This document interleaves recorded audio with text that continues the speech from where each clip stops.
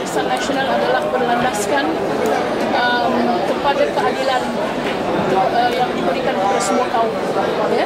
Kita tidak perlu apologetik as long as kita berada pada landasan yang betul dan juga memberikan keadilan kepada kaum yang lain. Ya? Sama ada dari segi ekonomi, dari segi kuasa politik itu sendiri, dan juga peluang-peluang yang diberikan atas dasar keseimbangan dan keadilan kepada semua kaum.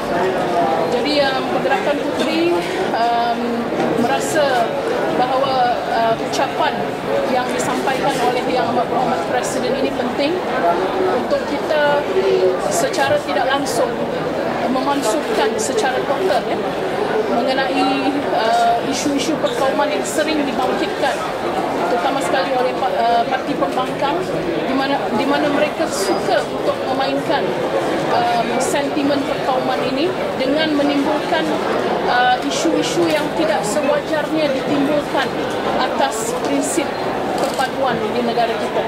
Ya, beberapa insiden yang berlaku di negara kita ini jelas membuktikan bahawa sebenarnya sentimen ini dilahirkan oleh pembangkang untuk mendapatkan populariti politik, sokongan sementara daripada mereka yang ingin mereka raihkan sokongan tersebut. Jadi kita dalam UMNO tidak akan mempunyai pendirian seperti pembangkang, kerana yang paling penting selama 63 tahun kita berada dalam pucuk pimpinan dan telah merdeka.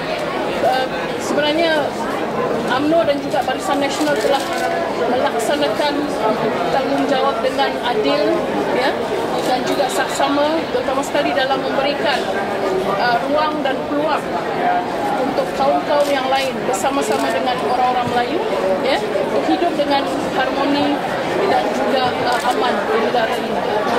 Jadi kita sebenarnya dalam suasana negara yang mempunyai lebih kurang 80 golongan etnik yang berbeza, tapi hasil daripada pemerintahan dan juga kesepahaman di antara parti-parti politik di bawah payung Barisan Nasional inilah kita dapat hidup dengan aman, dengan harmoni, di mana walaupun golongan Melayu merupakan 67% daripada jumlah tersebut, tetapi ini tidak ini tidak digambarkan dalam apabila kita membincangkan mengenai peluang ekonomi, di mana peluang ekonomi ini dibuka secara luas kepada kaum yang lain dan ianya tidak didominasikan oleh kaum Melayu semata-mata.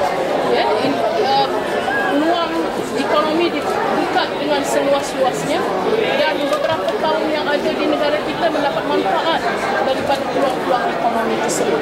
Jadi ini menunjukkan secara dasarnya pemerintahan kerajaan Barisan Nasional yang ditunjangi oleh UMNO tidak pernah mengamalkan rasisme, jauh sekali mengamalkan untuk meminggirkan kaum yang lain daripada sama ada kuasa politik itu sendiri yang dikongsi secara saksama dan juga apatah lagi dari segi ekonomi. Betul. Tadi Nasir memang kita pasal skop gelar prestasi.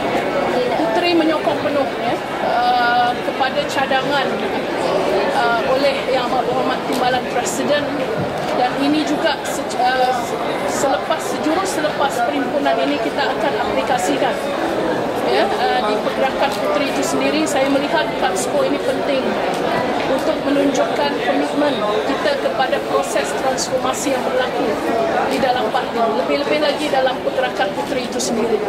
Sebagai sayap yang paling bungsu, sebenarnya kita mempunyai tanggungjawab yang berat untuk kita melayari transformasi ini bersama-sama dengan pucuk pimpinan. Kita harus berani dan kita harus bersedia untuk melakukan banyak pengorbanan, dan inilah yang kita ingin lihat supaya ahli-ahli puteri terutama sekali yang berada di akademi untuk melakukan pengorbanan demi untuk mempertahankan parti dan juga kepimpinan negara yang ada sekarang. Datuk, tingkat dan macam mana sehingga spontan di-apply? Saya ingin melihat kad skor ini kita dapat implementkan bukan saja daripada peringkat nasional tapi hinggalah ke peringkat cawangan. Kita akan pastikan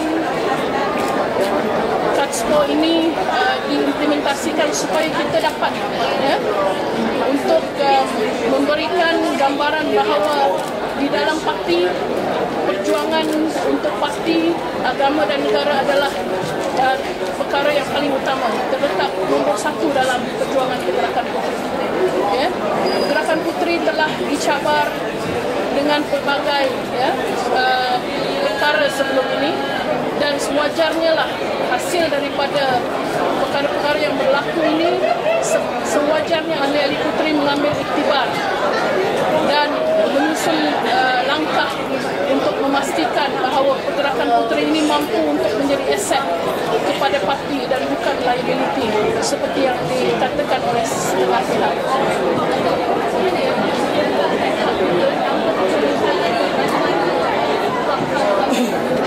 Sebenarnya untuk kita mempertahankan, kita berbalik kepada isu yang saya katakan tadi.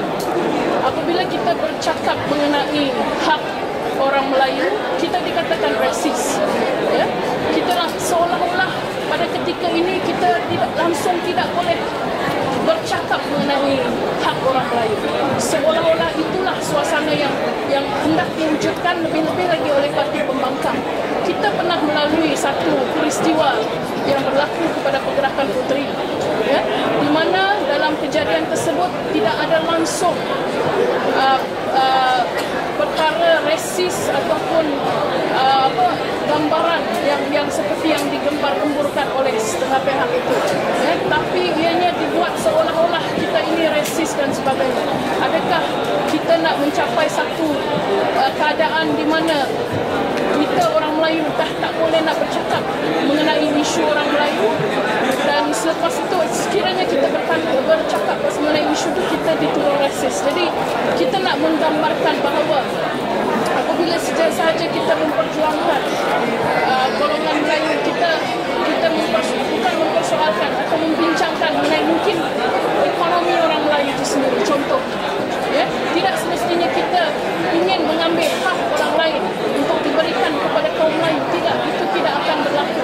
Tapi apa yang kita nak adalah untuk kita menilai kembali, apakah bantuan ataupun apakah cadangan-cadangan yang boleh membantu ke arah memperbaiki lagi keadaan ekonomi. Saya amat bersetuju seperti apa yang dikatakan oleh Muhammad Timbalan Presiden kita tadi. Hanya dengan kestabilan politik dan juga keupayaan orang Melayu lah yang boleh memberikan kestabilan kepada negara kita. Itu benar kerana etnik golongan Melayu merupakan etnik yang terbesar, representing 67% of this country, the population of this country.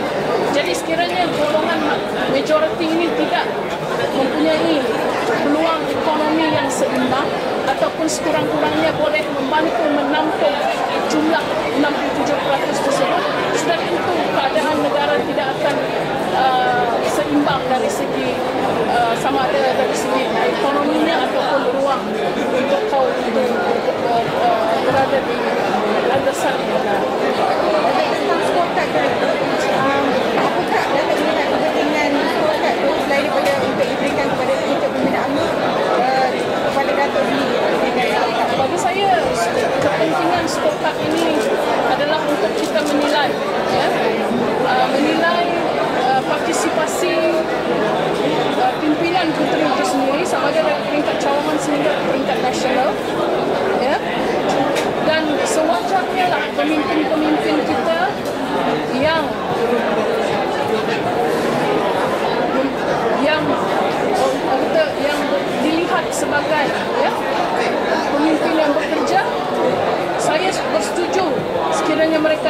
memberikan pengiktirafan yang sewajarnya.